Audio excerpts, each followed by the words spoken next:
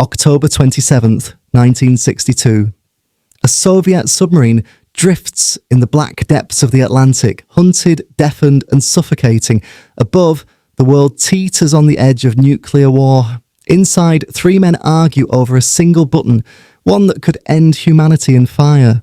Two say launch, one says no. His name was Vasili Arkhipov, and his refusal saved the world.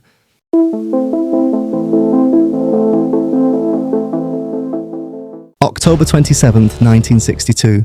The world stands on the brink of annihilation. Above the blue arc of Earth, a silent line divides two empires, the United States and the Soviet Union, each armed with enough nuclear fire to burn civilization to ash. For 13 days, the Cuban Missile Crisis has brought humanity closer to extinction than ever before. Cities across America hold their breath. Families build shelters. Air raid sirens echo in distant drills. The press speaks of the brink of war, but no one truly understands how close that brink is, except a handful of men deep beneath the surface of the Atlantic Ocean. In the darkness of the North Atlantic, Soviet submarine B-59 drifts through crushing depths. No sunlight, no communication, just the endless groan of the sea pressing against steel. Inside, 78 men struggle to breathe in the sweltering heat, air thick with diesel fumes and sweat, a constant low hum of machinery, and the creaking of rivets strained by pressure. The temperature inside the submarine has risen beyond 45 degrees Celsius. Water drips from the ceiling like rain. Rations are spoiled. The carbon dioxide levels make each breath heavy, dizzying. The men haven't surfaced in days. Their batteries are almost dead. Every knock, every echo of a distant explosion above could mean death. On the command deck, Captain Valentin Savitsky wipes a hand across his forehead, smearing oil and sweat. His eyes are hollow, sleepless for nearly 3 days. He believes war has already begun. For hours, American destroyers have been circling overhead, dropping practice depth charges, signals, demanding the submarine to surface. But down here, those explosions sound like the end of the world. Each blast rocks the vessel, shaking men off their bunks. Metal rattles, lights flicker. Every sound could be the last thing they ever hear. Savitsky grips the periscope rail, muttering under his breath, maybe it's already started. Maybe Moscow is gone. No one answers. The political officer, Ivan Maslenikov, keeps his eyes fixed on the control panel, avoiding the captain's gaze. The tension is unbearable, the kind that doesn't just fill the air, it suffocates it. Then a calm voice cuts through the noise. Vasili Arkhipov, the second in command, stands by the sonar operator. His uniform is soaked, collar unbuttoned, face calm but unreadable. Unlike the others, his expression isn't panic, it's focus. He listens to the sonar pulses, steady, deliberate, human. To him, they sound like a message, not an attack. But to Captain Savitsky, they sound like death. "We're trapped," Savitsky says, his voice trembling with exhaustion and rage. "They're trying to kill us." He turns toward the weapons officer. "Prepare the special weapon." Those words, the special weapon, carry the weight of the unthinkable. The B-59 is armed with a nuclear torpedo, a weapon powerful enough to obliterate a carrier group and ignite a war that would end millions of lives. Inside that metal coffin, the world teeters on a knife's edge. Above them, American destroyers, USS Beale, USS Coney, USS Maddox, continue their relentless pursuit. The US Navy has no idea the Soviet sub they are tracking carries a nuclear weapon. They think they're forcing a routine surfacing. They don't realise that with each harmless warning explosion, they are inching closer to triggering global annihilation. Inside the submarine, panic starts to ripple. Crewmen whisper. A few cross themselves quietly. Some are crying without sound. The walls groan like a living thing. The radio crackles. Static. No signal from Moscow. They've been cut off for too long. Savitsky slams his fist on the console. "They've destroyed our communications. They've destroyed our ships. We'll not go down without a fight." He turns to his officers, the men who must decide with him whether to launch the torpedo. Maslenikov nods. "If war has begun, we can't do nothing." The room grows colder. Though the air is still boiling, only Arkhipov stays silent. Hours earlier, half a world away, President John F. Kennedy sits in the Oval Office pacing the floor. The US Navy reports contact with a Soviet submarine that refuses to surface. It may be armed, a general warns. Kennedy's hand tightens around a glass of water. "Tell them, no live rounds," he says. "We're not starting this war today." He doesn't know that deep below, one wrong move could start it for him. Back in the submarine, the decision looms. The procedure for launching the nuclear torpedo requires the agreement of 3 officers: the captain, the political officer, and the second in command, Vasili Arkhipov. 2 have already agreed. Savitsky looks at him, desperate, trembling, a man at his breaking point. "Vasili Alexandrovich," he says through clenched teeth, "we will not die like rats in the dark. We will die heroes." The room goes silent. Archipov's voice, calm but firm, cuts through the heavy air. "Comrade Captain, let's think." "No one's confirmed an attack. We have no orders." "We surface. We verify." Savitsky stares at him, incredulous. "Surface? To be captured? To betray our country?" The red emergency light flickers again, casting shadows across their faces. 2 men locked between duty and destruction. For a long moment, no one breathes. Outside, another explosion booms, close enough to rattle the submarine like a tin can. The fate of the world balances on what happens next. Arkhipov closes his eyes. The sound of his heartbeat, slow and steady, fills his head. He remembers the burning of the K-19 submarine, the screams of men dying from radiation, the weight of command, the value of restraint. He opens his eyes and he says softly but firmly, "No. We will not launch." That single decision, made in the belly of a dying submarine by a man the world had never heard of, would become the most important act of reason in human history. And yet for decades, no one outside those steel walls would ever know it happened. Before the sweat, before the darkness, before the deafening explosions, there was a world gripped by paranoia. In the early 1960s, the Cold War wasn't just about weapons, it was about fear, the kind that seeps into headlines, into classrooms, into the pulse of an entire generation. Children in America practiced duck and cover drills under their desks. Soviet citizens lined up for rationed goods, told that capitalist bombs could fall at any moment. 2 nations, born from the same war, were now locked in an ideological cage fight for the planet's future. In January 1961, a young American president, John F. Kennedy, took the oath of office. His words were poetic, filled with hope, but his reality was far colder. Within months, the Bay of Pigs invasion would turn that hope into humiliation. The failed US-backed invasion of Cuba had pushed the small island's leader, Fidel Castro, directly into the arms of the Soviet Union. And in the Kremlin, Nikita Khrushchev saw opportunity and danger. The United States had stationed nuclear missiles in Turkey and Italy within striking range of Moscow. Khrushchev wanted to restore balance and to prove to the world that the Soviet Union could defend its allies. His solution: secretly deployed nuclear missiles to Cuba, just 90 miles from Florida. It was a chess game played with atomic fire. By October 1962, American spy planes spotted the construction of launch sites. Kennedy responded with a naval blockade, though he called it a quarantine to avoid the word war. The US Navy moved to intercept Soviet ships carrying missile parts, setting the stage for the most dangerous confrontation in human history. But below that geopolitical storm, something else stirred. Something silent, unseen, and deadly.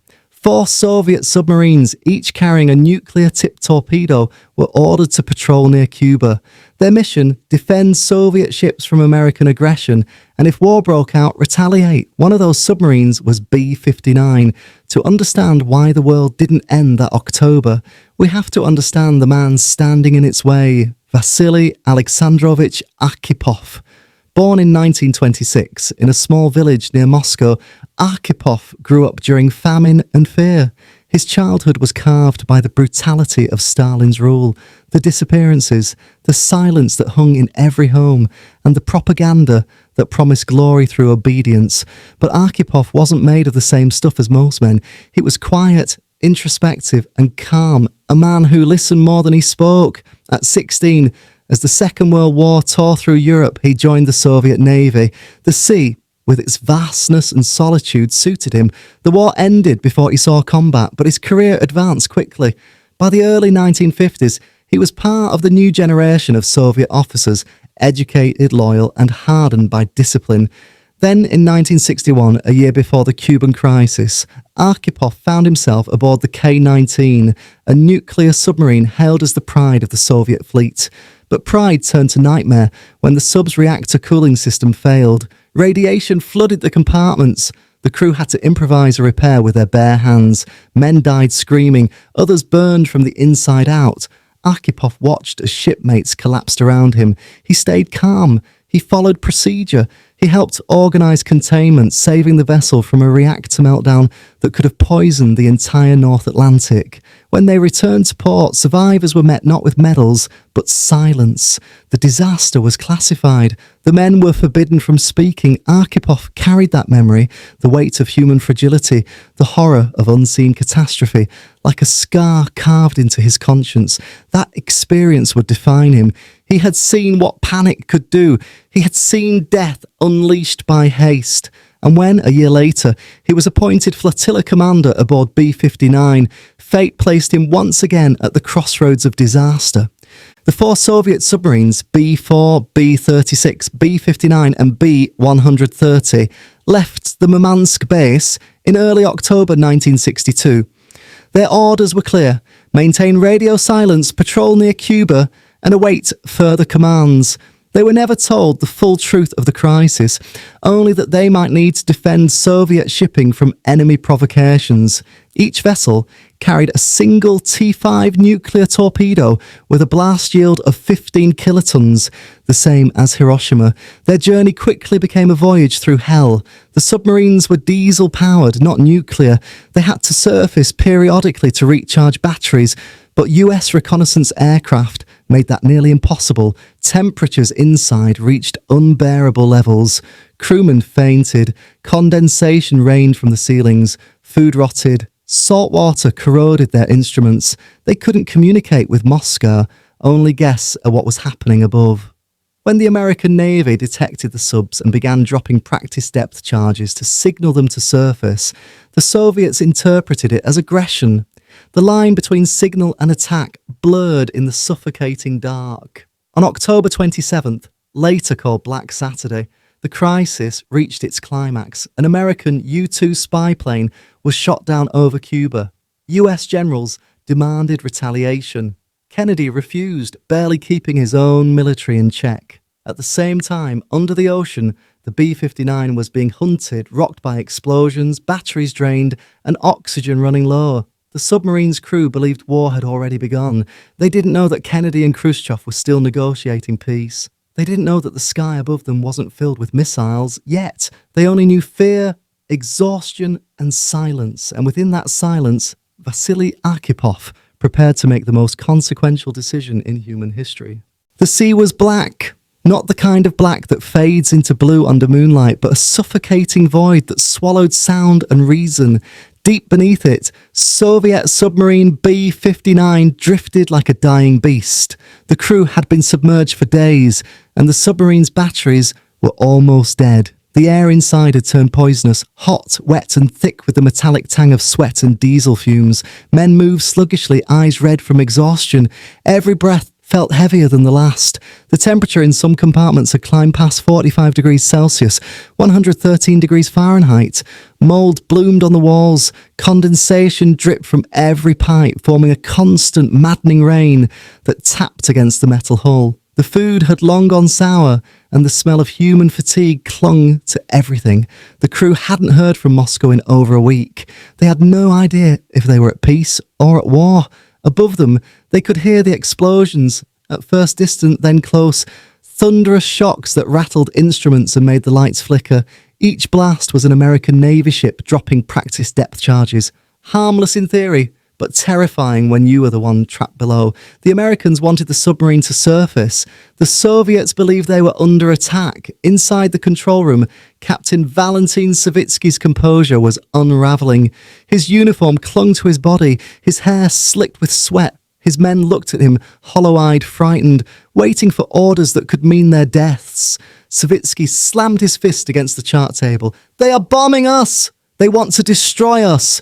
We will not disgrace the motherland. His voice cracked from exhaustion and fury. He turned to his political officer, Ivan Maslenikov, whose job was to enforce party discipline aboard the ship. Maslenikov nodded grimly. If we are going to die, comrade captain, he said, let us die as heroes. There was one weapon left that could turn the ocean itself into a graveyard, the T-5 nuclear torpedo. It was meant for one purpose. If the submarine was destroyed, it could take an American aircraft carrier with it. The blast would be catastrophic, equivalent to the bomb dropped on Hiroshima. In the close quarters of the Cold War, that single detonation would mean global nuclear war, but launching the weapon required unanimous consent from 3 officers aboard the sub: Savitsky, Maslenikov, and the flotilla commander, Vasili Arkhipov. Arkhipov stood silently through the shouting. He looked older than his years, weary, calm, unshaken by the captain's rage. The flickering red lights cast sharp shadows across his face. He knew that panic could be deadlier than any weapon. He had seen it before, on the K-19, when chaos almost killed them all. Comrade Captain, Arkhipov said quietly, we have no confirmation that we are under attack. Savitsky turned on him. We have no confirmation that we are not, he shouted. Listen to those explosions. We are being hunted. Do you want to die down here like rats? Arkipov's voice stayed even. If we launch, we start a war. Not just for us, for everyone, for our families, for our country, for the world. Maslenikov stepped forward. Vasily Alexandrovich, he said, his tone cold and formal, you are questioning the captain's authority? Arkhipov didn't flinch. No, he replied. I am questioning his judgment. The words hung in the humid air. The tension was unbearable, not just between men, but between instincts, rage versus reason, fear versus restraint. The submarine rocked again from another explosion. The lights dimmed, a pipe hissed, someone muttered a prayer. Savitsky's hand trembled near the launch key. His jaw clenched so tight it looked painful. We cannot sit here and die, he whispered. We must strike back. Arkhipov stepped closer, lowering his voice. And if we strike first, Captain, there will be nothing left to strike back at. He motioned toward the sonar operator. How many charges? Too many to count, comrade, the man stammered. But they're spaced apart, not direct hits. Then they're warning shots, Arkhipov said. The Americans don't want to kill us. They want us to surface. He turned to Savitsky. You are a good officer. Your men trust you. Don't let exhaustion decide for you. Let's rise, recharge the batteries, communicate. If the world has ended, we'll know soon enough. But if it hasn't, he paused. The hum of the dying engines filled the silence. Then maybe we still have a world left to save. The 3 men stared at each other. Every breath felt like a countdown. Savitsky's face was a storm of conflict, pride battling terror. Maslenikov's jaw worked silently, torn between duty to the party and the weight of what they were about to unleash. Finally, Arkhipov reached out and rested a hand on the captain's shoulder. You have your orders, Captain, but you also have your conscience. The submarine creaked again, the sound of pressure reminding them how fragile their world truly was. Savitsky closed his eyes. The moment stretched, then slowly he lowered his hand from the launch console. He nodded once curtly. Surface the boat. The command echoed through the intercom. Men sprang into motion, weary but relieved. Valves turned, ballast tanks hissed. The submarine groaned upward, breaking through the black water into the blinding glare of the tropical sun.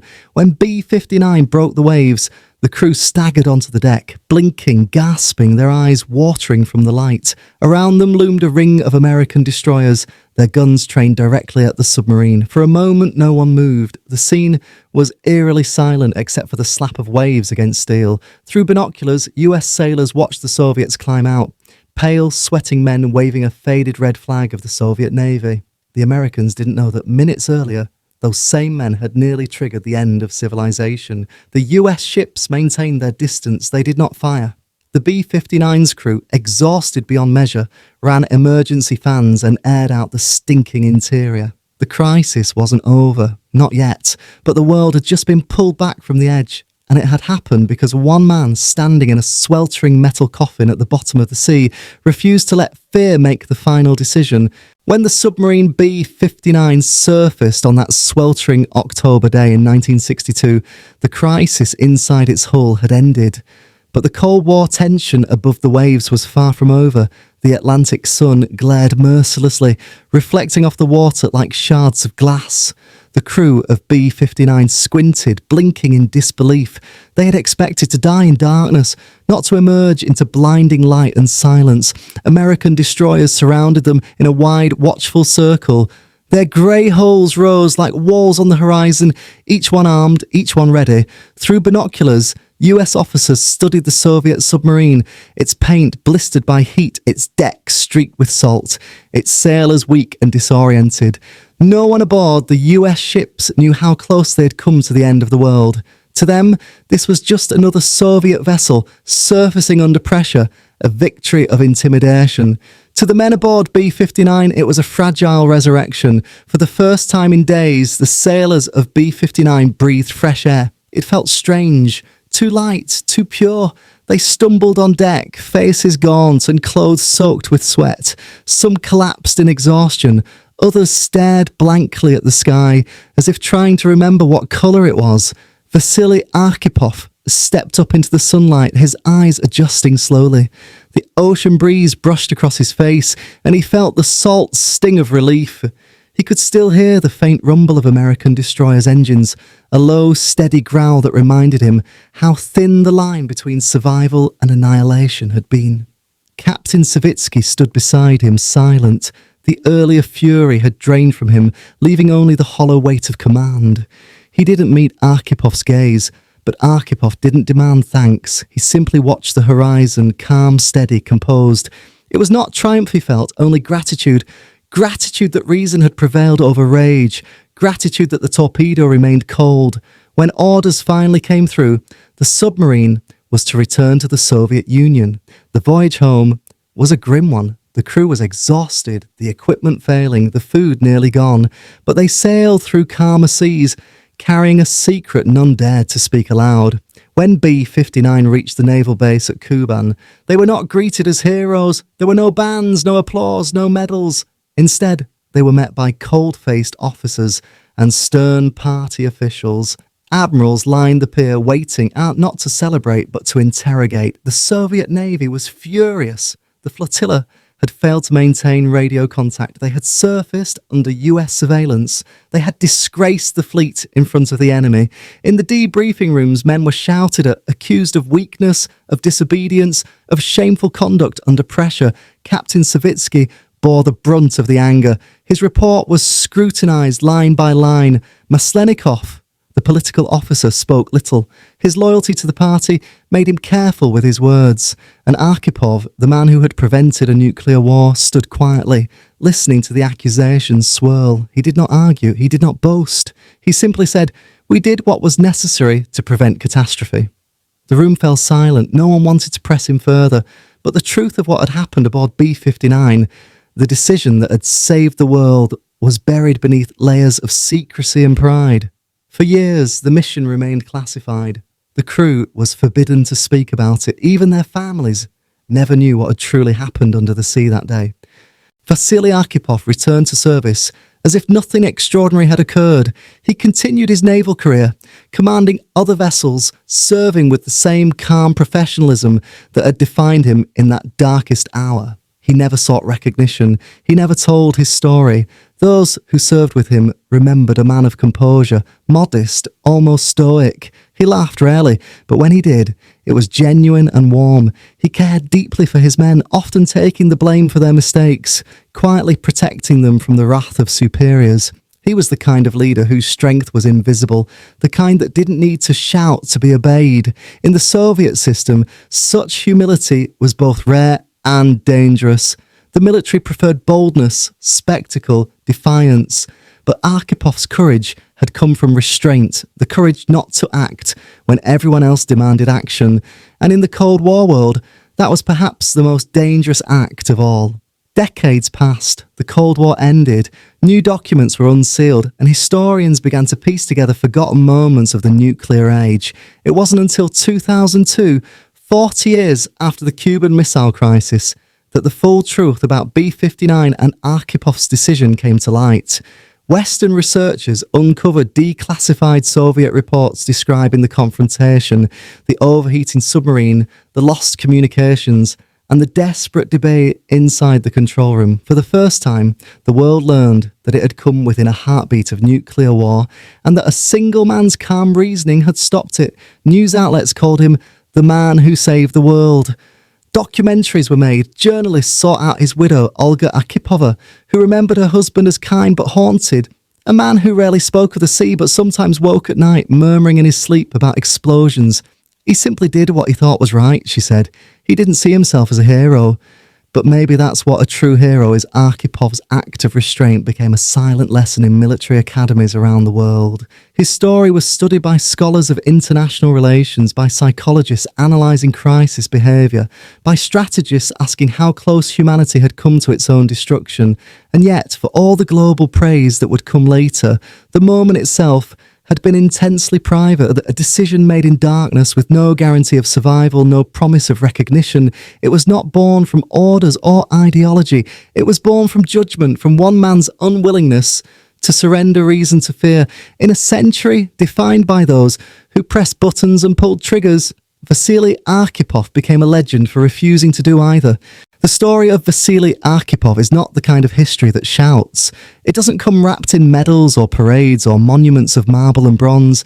It is a story that whispers quietly from the depths of the sea, where the fate of humanity once hung in silence. In 1962, only a few people in the Soviet Navy knew what had happened aboard submarine B-59. Even fewer understood how close the world had come to nuclear war. But as the decades passed and the archives slowly opened, the image of Vasili Arkhipov, calm, composed, defiant in the face of annihilation, began to take shape. For years, the name Arkhipov appeared nowhere in textbooks nor in Soviet reports. The Kremlin had no interest in celebrating near catastrophes, especially ones that hinted at internal disagreements or defiance of command. To acknowledge Arkhipov's role would have meant admitting that Soviet officers had carried nuclear weapons ready to fire, and that one man's hesitation, not party policy, had saved millions of lives. So, for the rest of his life, Vasili Arkhipov lived in quiet obscurity. He continued to serve in the Navy, rising eventually to the rank of Vice Admiral, working at the Kirov Naval Academy, training young officers. He and his wife, Olga, lived modestly in Moscow. They had one daughter, Elena. To her, he was not a legend, just her father who spent long hours reading in silence. His uniform always immaculate, his words careful and measured. He retired in the 1980s and passed away in 1998 at the age of 72 from kidney cancer, never knowing that the world would one day speak his name with reverence. It was 4 years later, in 2002, when the world finally learned what had happened in that suffocating metal coffin beneath the Atlantic. During a conference in Havana organised by the National Security Archive, declassified Soviet and American documents revealed the truth that on October 27, 1962, during the peak of the Cuban Missile Crisis, the Soviet submarine B-59 had been hunted by US warships and forced to surface, that its captain had ordered the preparation of a nuclear torpedo and that only one man had refused to authorise it. That man was Vasili Arkhipov. The revelation rippled across the globe. Journalists called it the day the world almost ended. Historians, stunned by the simplicity of the act that saved humanity, began calling Arkhipov the man who refused World War III. Former American officials, including Robert McNamara, the US Secretary of Defense during the crisis, expressed disbelief that so much power had rested in one man's hands.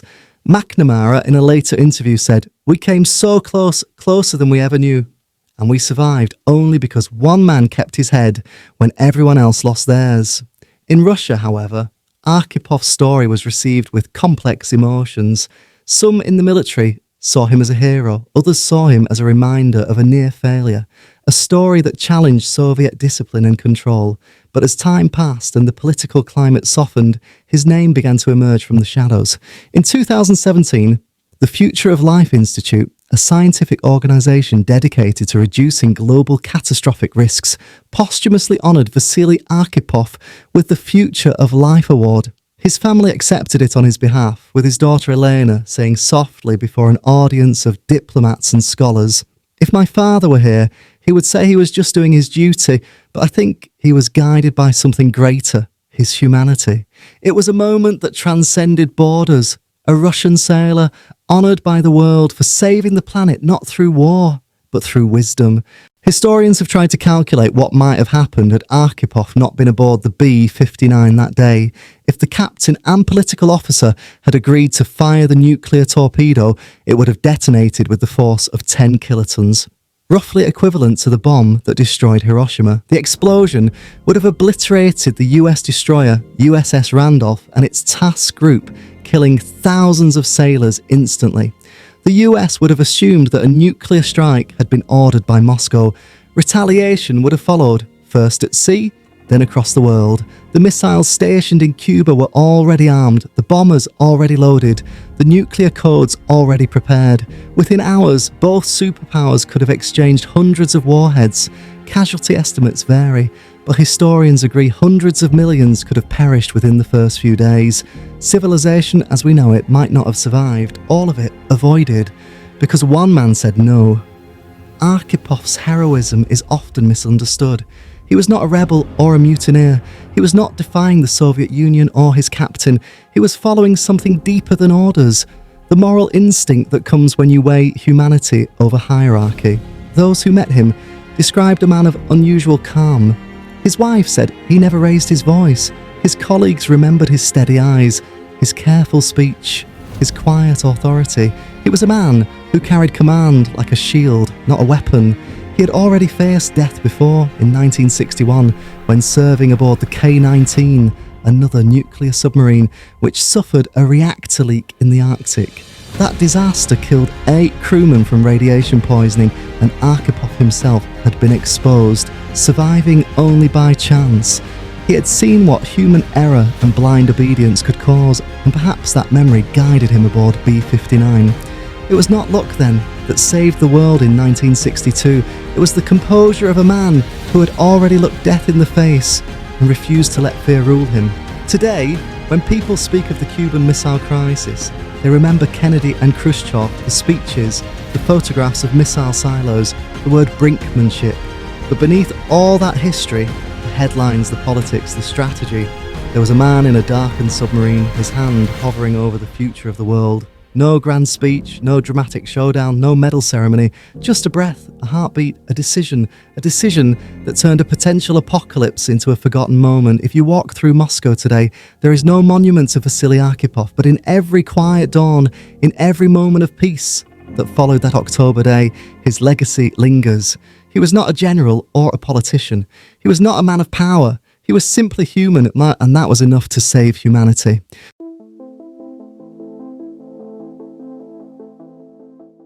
Sometimes history remembers the men who start wars, but it forgets the ones who stop them. Vasili Arkhipov never fired a weapon, never made a speech, never sought glory, yet his calm silence gave us a future. Imagine how many quiet heroes like him have changed the course of time without us ever knowing. Join me in the next story as we uncover another hidden moment that shaped our world.